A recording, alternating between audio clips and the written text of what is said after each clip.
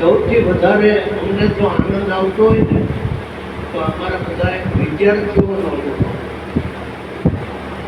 અને અમારે તો આ 48 વર્ષનો અહીંનો અનુભવ પણ દરેક વિદ્યાર્થીના યોગેશભાઈને પૂછો કે પ્રણવભાઈને પૂછો કે આપણા જે છોકરાઓને બધાને પૂછો, અમને સૌથી વધારે જો આનંદ આવે ને તો ગુરુ મહારાજની પધરામણીમાં એની હારે થવાનો આનંદ આવે.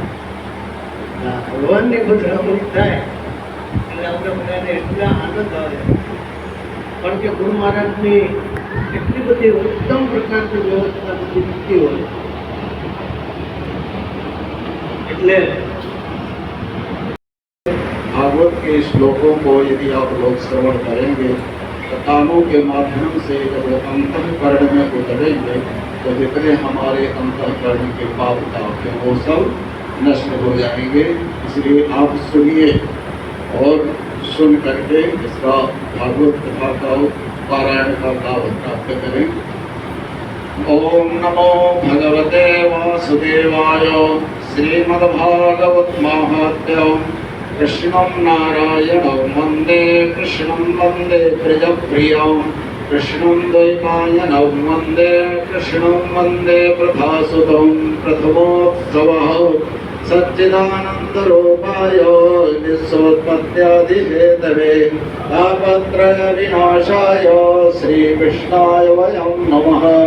यं प्रत्यगन्धमनुपेतमपेतकृत्यं द्वैपायनो विरह समेस्तरं भक्तिज्ञानविरागाणां सुखमुन्मत्तते कथं.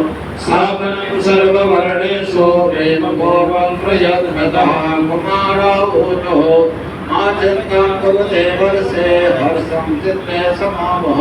उपायः सुखसाध्यत्र वर्तते पूर्व एव हि.